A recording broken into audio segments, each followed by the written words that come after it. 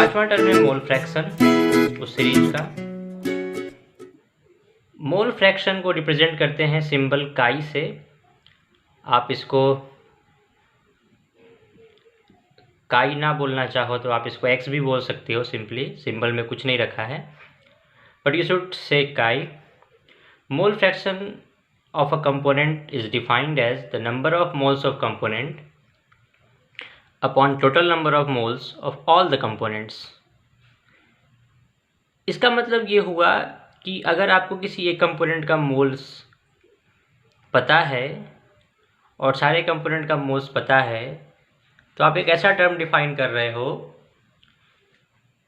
जो mole fraction कहलाता है, और वो कुछ नहीं होता है, किसी गिवन कंपोनेंट का मोल और टोटल मोल्स का रेशियो होता है। एग्जाम्पल लेते हैं एनसीईआरटी का बाइनरी मिक्सचर का, जहाँ पे आपके पास ए और बी दो कंपोनेंट का एक मिक्सचर है। मान लो ए के Na मोल्स हैं और बी के Nb मोल्स हैं, तो आपके पास टोटल मोल्स कितने हो गए, Na प्लस Nb।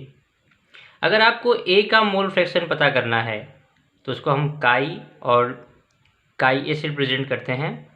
ये काई ए का मतलब ए का mole fraction, this is equal two moles of component which is Na total number of moles of all component which is Na plus Nb। तो काई ए इज इक्वल टू क्या हो गया, Na by Na plus Nb। Similarly mole fraction of B is equal to chi B and that is equal to Nb upon Na plus Nb। आप यहाँ ध्यान से observe करो तो आपको पता चलेगा कि काई ए प्लस काई बी, इन दोनों को ऐड करने पे आपके पास आएगा Na by Na plus Nb plus Nb by Nb plus Na plus Nb। This is equal to 1। LCM लो और N प्लस Nb और N plus Nb cancel out हो जाएगा और आपके पास रिजल्ट आएगा 1। यानी कि किसी भी सॉल्यूशन में सारे कंपोनेंट्स का जो मोल फ्रैक्शन होगा वो उसका सम 1 के इक्वल होगा। तो इसका मतलब है कि अगर आप इसमें chi A plus chi B is equal to 1, इस एक्सप्रेशन में आपको अगर कोई एक पता है तो आप दूसरा निकाल सकते हो, क्योंकि वो इंटर रिलेटेड है। अगर आपके पास आई नंबर ऑफ कंपोनेंट्स हैं तो काई आई को कैसे डिफाइन करोगे आप, which is Ni upon total number of moles which is N1 plus N2 plus N3 plus dot dot Ni।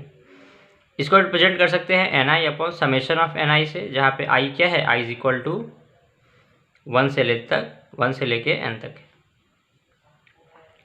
या 1 से लेके I तक है। अगर आपके पास I कंपोनेंट्स है तो सारे के मोल फ्रैक्शन का सम क्या होगा, 1 के बराबर होगा।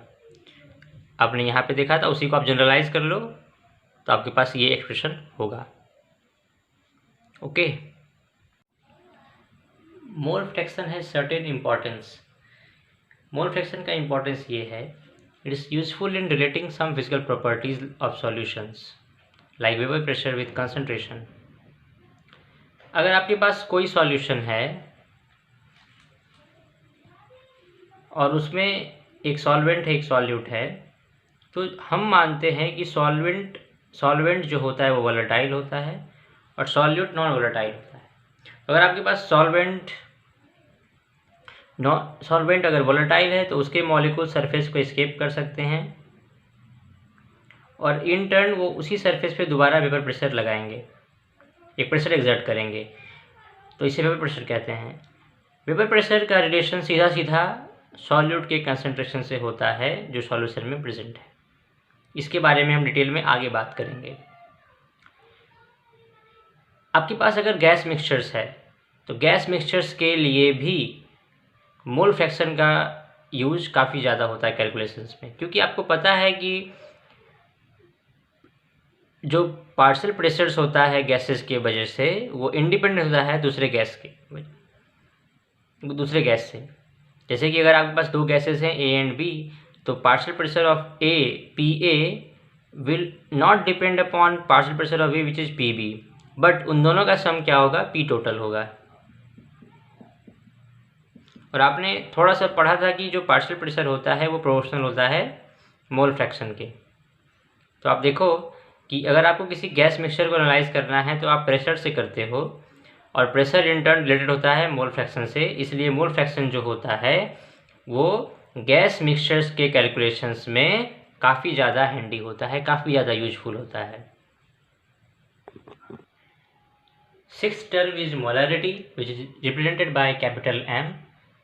Molarity is defined as number of moles of solute present in 1 liter of solution. अगर आपके पास सॉल्यूशन का 1 लीटर प्रेजेंट है और उसमें आपने कुछ अमाउंट ऑफ सॉल्यूट डिज़ोल्व किया है जिसका आपको मोल्स पता है कि आपने कितना मोल डिज़ोल्व किया है, तो आप मोलरिटी निकाल सकते हो। Molarity is equal two moles of solute upon volume of solution in litre. याद रखो यहाँ पे वर्ड सॉल्यूशन का यूज किया गया है, आपको टोटल सॉल्यूशन का वॉल्यूम लेना है, तो इसकी यूनिट क्या हो जाएगी, ये मोल में होगा और ये लीटर में, तो यूनिट हो जाएगी मोल पर लीटर, और इसी को कैपिटल एम से दिखाते हैं।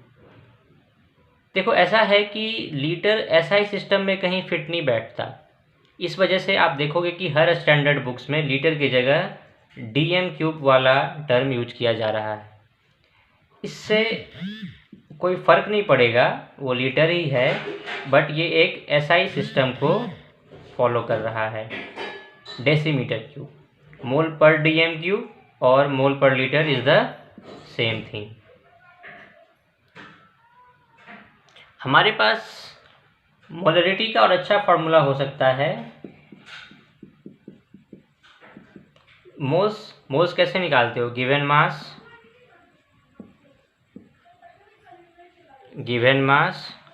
बाय मोलर मास से।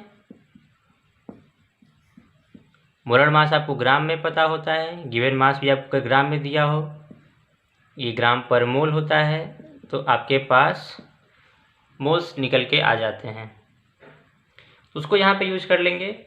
हम मान लेते हैं कि हमारा जो सॉल्यूट है उसको रिप्रेजेंट किया जा रहा है बी से और सॉल्वेंट को ए से, तो सॉल्यूट का वेट क्या होगा, WB। सॉल्यूट का वेट आपको पता है, सॉल्यूट का आपको मोलर मास पता है, तो क्या हो जाएगा MB, यानी कि आपको सॉल्यूट का मोल्स मालूम चल गया, जो आप यहाँ पे पुट कर दोगे इस पार्ट में। अब आपको सॉल्यूशन दिया गया है, सॉल्यूशन आपको दिया जाता है, जनरली क्वेश्चंस में सॉल्यूशन आपको ml में दिया जाता है, तो इसको लिख लो आप VML और इसको लिख लो आप सॉल्यूशन। तो यहाँ पे तो आपको लीटर करना है, तो आप यहाँ पे 1000 से मल्टीप्लाई करोगे, so this is equal to WB into 1000 by MB into VML of solution. तो यहाँ से आप मोलरिटी निकाल सकते हो आसानी से, फॉर्मूला बिल्कुल वही है जो यहाँ लिखा हुआ है, बट ये आपको याद रहे तो क्वेश्चंस जल्दी हो जाएंगे थोड़े, क्योंकि क्वेश्चंस में डाटा जनरली ml में होगा और ये ग्राम में होगा। This is in gram, this is also in gram per mole, तो आपके पास मोलरिटी क्या आ जाएगी, मोल पर लीटर में आ जाएगी, क्योंकि आपने यहाँ 1000 से मल्टीप्लाई कर दिया है। एग्जाम्पल के लिए आप ले सकते हो, NCERT में दिया गया है example 0.25 m solution of NaOH। इसका क्या मतलब हुआ, इसका मतलब ये हुआ कि 1 लीटर ऑफ वाटर में आपके पास 0.25 मोल्स NaOH के प्रेजेंट हैं। It's very simple, 0.25 moles of NaOH is present in 1 litre of water. Generally हमारे सॉल्यूशंस वाटर में ही बनाए जाते हैं, एक्वा सॉल्यूशंस होते हैं, तो आप सॉल्यूशन कहीं सिंपली लिखा है तो आप कंसिडर करो कि वो वाटर में ही बनाया गया है। 7वां और आखिरी टर्म है मोलैलिटी का। मोलैलिटी को रिप्रेजेंट करते हैं स्मॉल m से, and it is defined as number of moles of solute in 1 kg of solvent. अगर आपके पास सॉल्वेंट का 1 kg है, remember this is solvent. Molality में आप सॉल्यूशन का वॉल्यूम लेते हो, सॉल्यूशन का वॉल्यूम, और मोलैलिटी में आप सॉल्वेंट का वेट लेते हो, दोनों में बहुत बड़ा अंतर है। तो the definition contains the term solvent. So it is defined as moles of solute upon weight of solvent. ये केजी में रखो और ये मोल्स, तो आपके पास यूनिट क्या हो जाएगी, मोल पर केजी, और इसी को स्मॉल m से भी दिखाते हैं।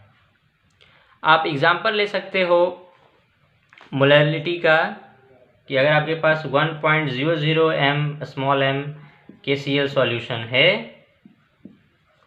इसका मतलब है कि सॉल्वेंट वहाँ पे 1 kg है, यानी कि वहाँ पे वाटर 1 kg है और उसमें 1 मोल KCl प्रेजेंट है।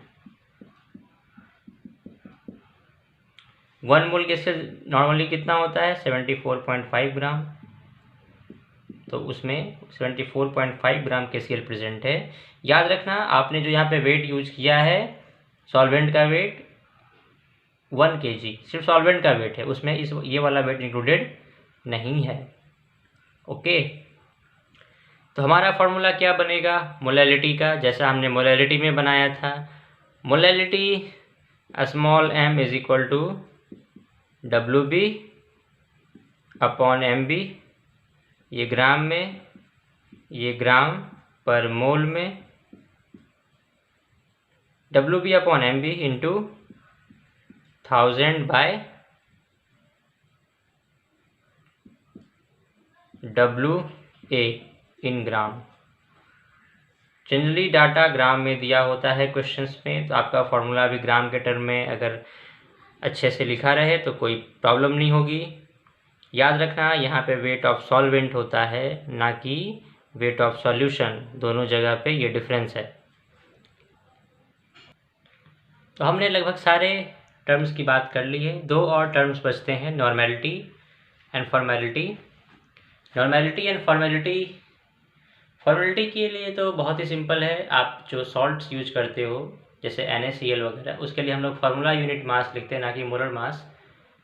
तो वहाँ पे टर्म फॉर्मेलिटी का यूज होता है, जो कि मोलैरिटी जैसा ही होता है, उसमें कोई प्रॉब्लम नहीं है। बट नॉर्मेलिटी एक डिफरेंट टर्म है। नॉर्मेलिटी को हम लोग यूज नहीं कर रहे हैं NCERT के सिलेबस में, तो मैं इसको डिस्कस नहीं कर रहा हूँ। आप इसको सर्च करो, आप इसको थोड़ा बहुत पढ़ो, एक इम्पॉर्टेंट पैरामीटर है। हालांकि इसका आपको एक बहुत ही अच्छा आइडिया मैं इलेक्ट्रोकेमिस्ट्री चैप्टर में दूंगा, जहाँ पे आपको इक्विवेलेंट वेट के बारे में बताया जाएगा, इक्विवेलेंट मास के बारे में बताया जाएगा। This is a different concept than mole concept. Mole concept एक modern method of expressing quantity of substance है। तो